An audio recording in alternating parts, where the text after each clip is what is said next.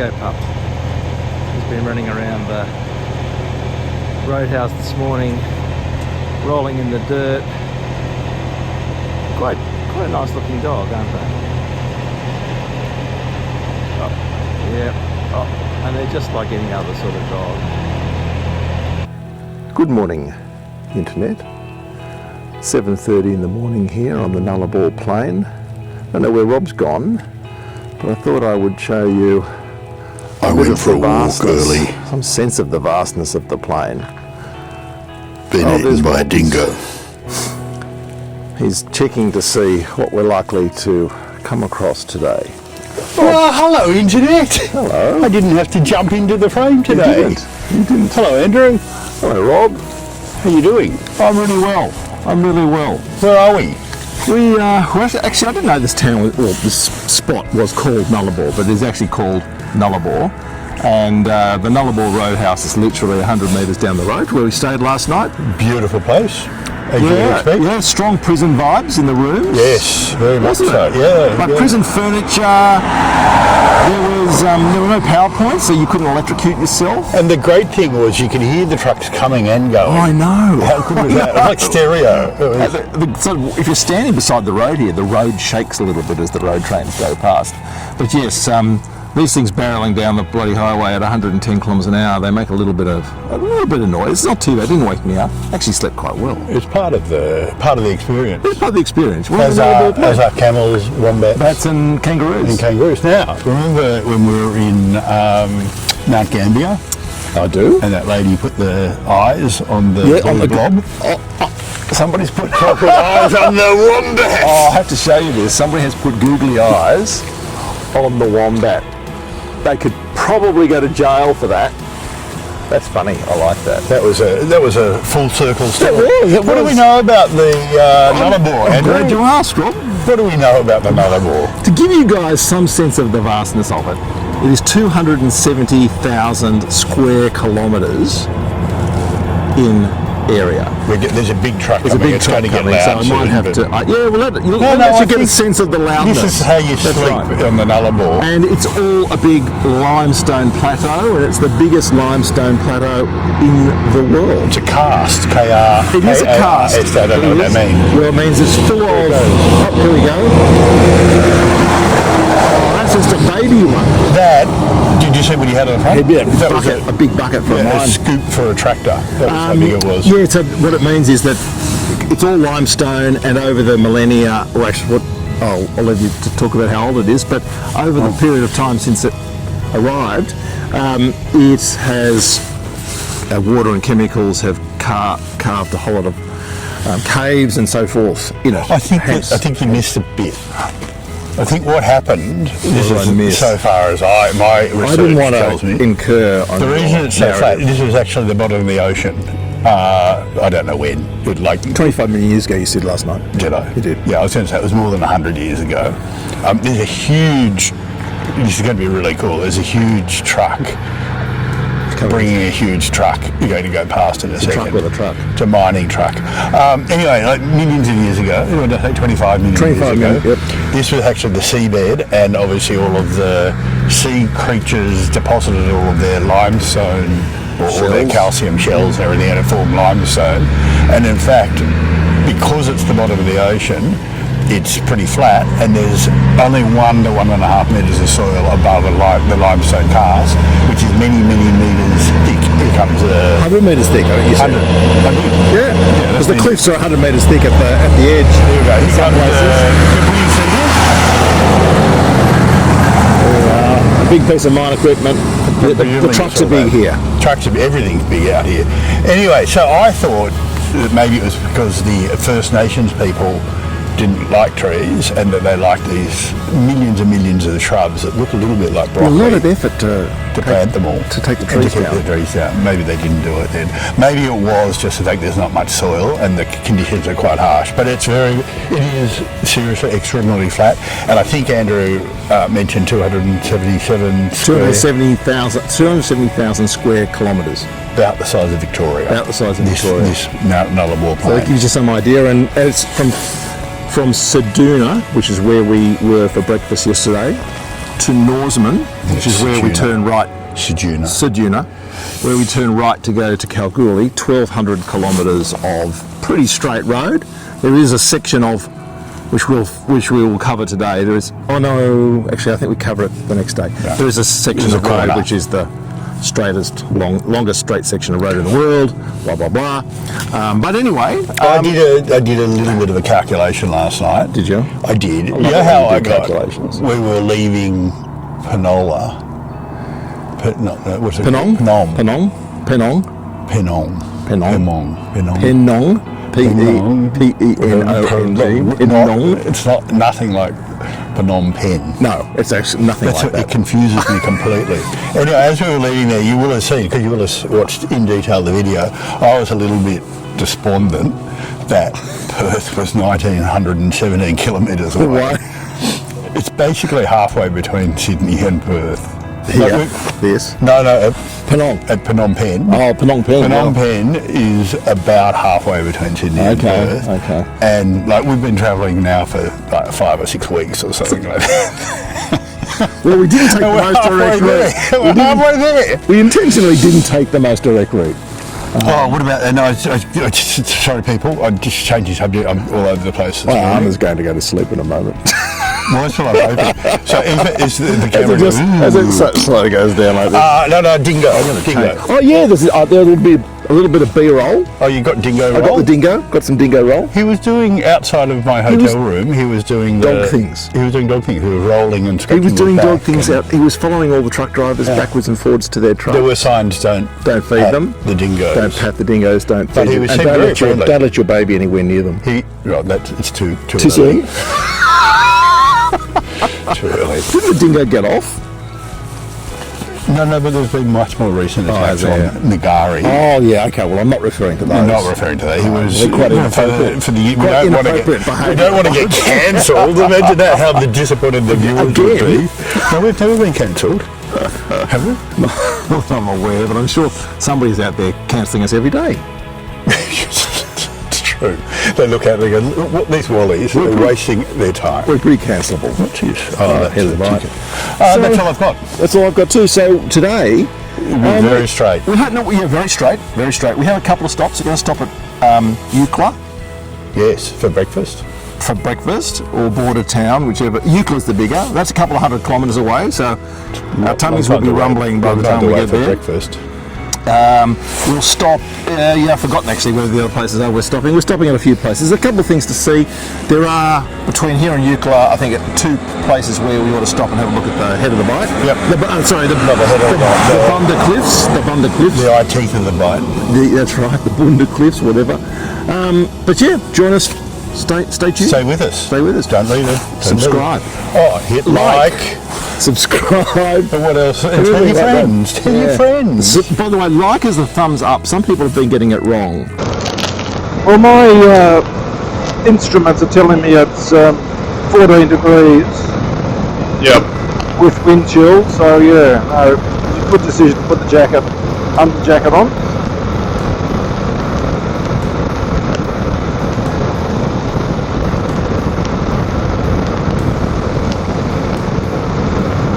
You have on MRA, you have a right turn in 8 kilometres. Bloody hell. Big pieces of equipment. Those are brand newy. Yeah. We're taking a little detour off the air highway. Go and have a look at the Bunda Cliffs. Scenic lookout. Honourable Wilderness Protection Area.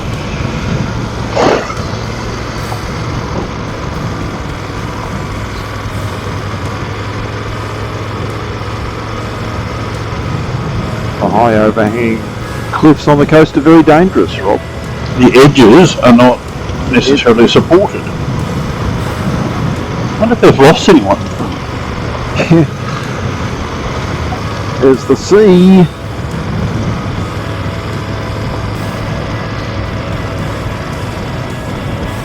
It's funny, there wasn't much advertising, really. No, that's what I mean. Those signs are tiny. You'd expect to see something a bit bigger. But Hello, Andrew. We're at the, we've just turned off, you know that though, don't you? 'Cause I remember Andrew already told you, but we just turned off the air highway to come and have a look at some cliffs. This is the bottom of Australia, guys, and it's all the way along these massive cliffs. And it's just this sheer, like, The ocean is just perfectly flat, perfectly vertical corner. eroding Australia away. Yeah, look, actually there's quite big drops of stone over there, so it's happening, it's eroding in real Apparently time. there's sea lions down there. Yeah, we're not allowed to get over the fence Living to in go and have a colonies look. at the base of these cliffs is one of the rarest seal species, the Australian sea lion. Here, groups haul out to rest, suckle their young, and breed in relative safety, protected within the far west coast marine park. Which is why we're not allowed to fly drones. Sea lions, hang on. Yeah. Oh, Go on. sea lions eat a lot. Fish, octopus and squid are all on the menu. Adult males can dive up to 150 metres to catch a meal. They're so cute. They are. They look like dogs. They look Foraging like trips puppies. last between 1 and 6 days. Individuals often venture far offshore. Darling, I'm just going down to the supermarket. We're back in a week. That's what you said to Viv as you were leaving That's on the right. trip. Anyway, very nice, isn't it? Just thinking that, like, this straight, it just looks like you can go as fast as you want, like a runway sort of thing. You just go, but we're not, because we have a deal with the South Australian Constabulary. We've already made our donation. That's right. So we're free to go now. Which is not tax deductible, I discover. No. Well, I think this is a very representative bit of Nullarbor Plain. Yeah, you can't see it on the camera anyway, but the black cloud in the background, quite spectacular. Quite nice. Yeah, I've got the sun on me, I've got cloud in the background. Riding into a storm, riders Yep. in the storm. Viewers, we've been riding into quite a few storms. So I think We break the drought on the Nullarbor. we certainly have. Every couple of hours we have a little sort of rain shower.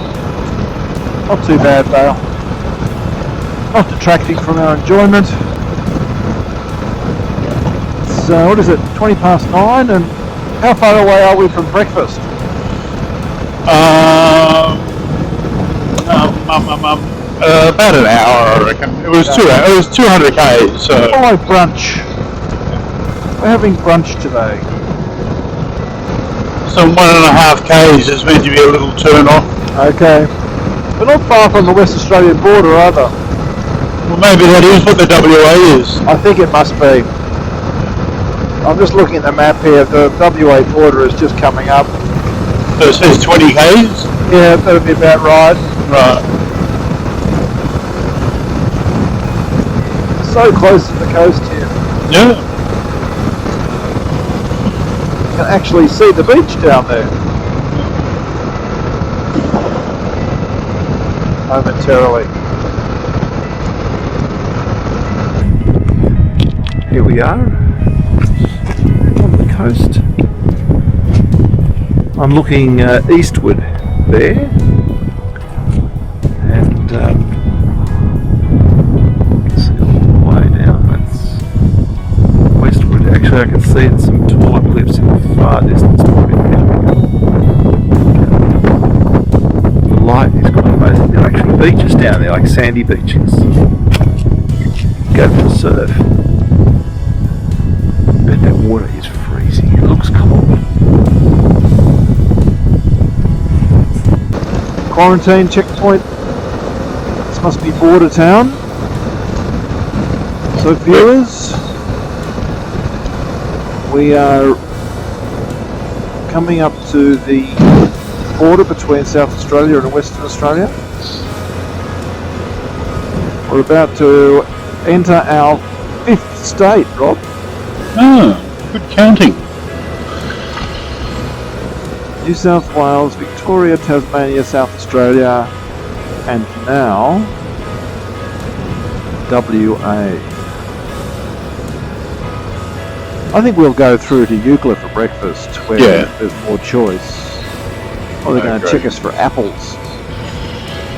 you have your apple? I don't have any fresh fruit or vegetable. I think we're probably light vehicles. Oh, I feel light.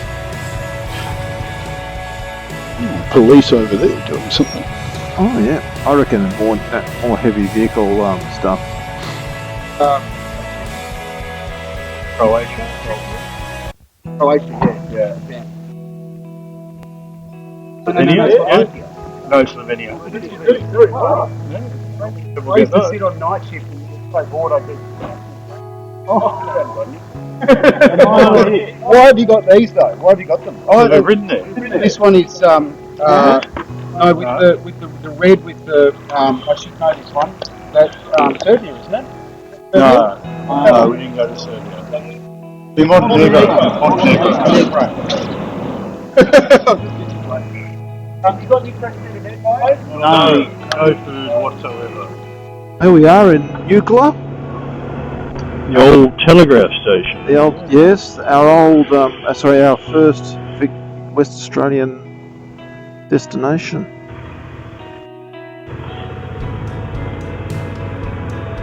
Yes, it was an important point on the Trans-Australian Telegraph apparently, and there's an old telegraph. What happened is the sand dunes took over the whole of the old town, so they had to move it, and the old telegraph building that they're talking about is one of the buildings that's been taken over by sand. Are you filling up? Yep. There's a lot of sorries.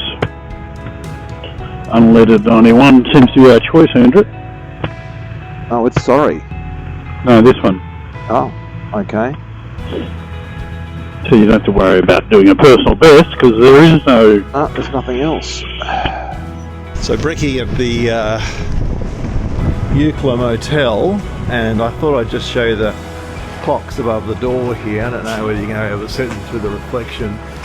But you'll see there is one for Adelaide, for Eucla and for Perth, because we're on Central Western time here, but they're not working. Oh, well, we've just had a fine breakfast, Rob, haven't we? We have. We're at Eucla, Andrew. Tell us about... Well, I'll tell you about the Nullarbor nymph. See over here on this sign, viewers, the Nullarbor nymph. So, the story there is, in 1971, I've got to go around you. Some enterprising locals here in Eucla sort of started this rumour about a young woman who ran naked through the Nullarbor with kangaroos, and they also had some blurry photographs to accompany their story, and it made it into the global news and put the spotlight on Eucla. Let's face it, the idea of a blonde naked woman running around in the Nullarbor has sort of global appeal, at least to half of the population, and it has forever been famous for that.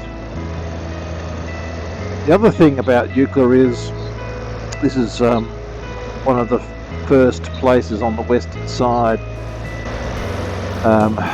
of the Nullarbor which uses Central Western time. It's only used for about 200-300 kilometres, and it is a time zone which sits between the Adelaide time zone and the Perth time zone. Oh, It's actually an excellent view from up here, Andrew. This is a fantastic view. That's the Air Memorial. We just missed it.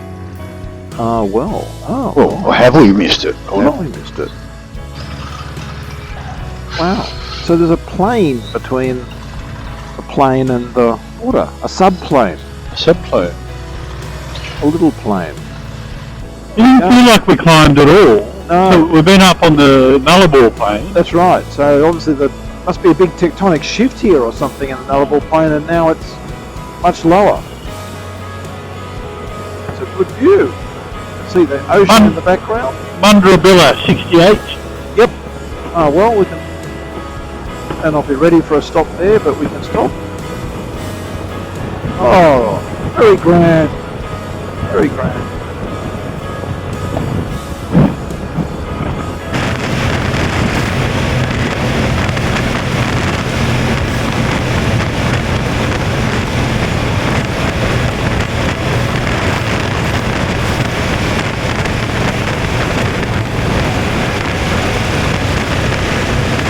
have to video this. We're going up a hill. Yeah, And it has a bend in it. This is like normal. like everything at once. So this hill is taking us up to the top of the Madura Pass. And we're looking over what we've discovered is called the R-O-E Plain. And the Great Australian Bight is just over there. We're going to Caiguna, which is 157 kilometres. So here's the lookout. Let's have a look at this lookout. This could even be more attractive. You could do an Evel Knievel sort of jump over the air highway. You want me to? There we go. Don't even need to take our helmets off. Look at that. I wonder how many people who are watching this visualised the Nullarbor as being all red dirt and no vegetation. Me. Yeah, me too. That's not a critical comment, that's how I visualised it, but what you can see now is, I mean, apart from the trees, there seem to be clumps of trees in some parts of the Nullarbor and then vast tracts of it that have no trees. But this ground cover is pretty typical everywhere, and it's quite dense. You don't actually see the red soil all that much. Not what I expected. Not what I expected at all. We have made the observation a few times that, and let's hope we can continue to make this observation, that there's been precious little roadkill by the road. I think in all the time we've been on the Nullarbor, we've seen one kangaroo, maybe two, and given the number of trucks that go through here 24 hours a day, you would expect there to be more, but we did just a moment ago see our biggest piece of roadkill. And what was it, Rob? 2 camels. 2 camels, and they were smelly. We're on our way between Cocklebiddy and Caiguna.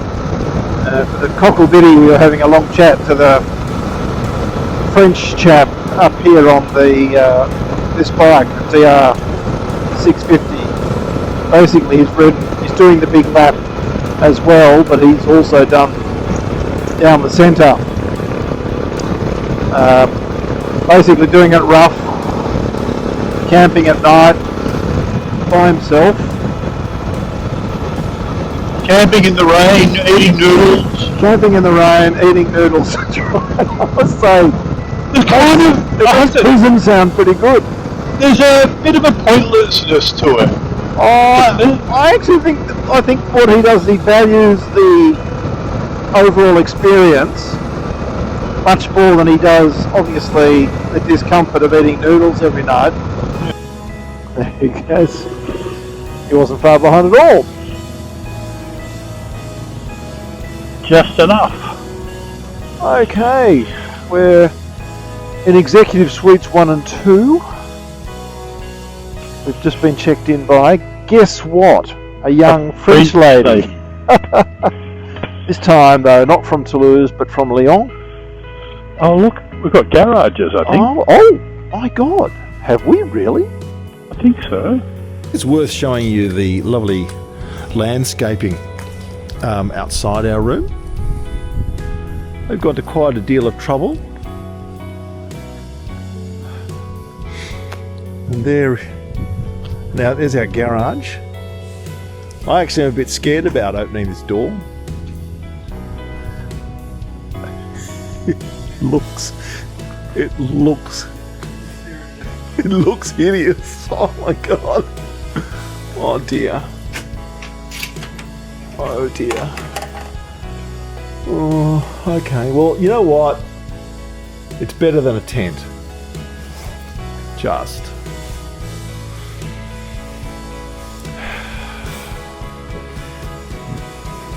Massive shed-sized bathroom. Dear me. Oh well. It could be worse. It could be worse, Rob. Yeah, it's not immediately apparent to me how, but it felt like the right thing to say.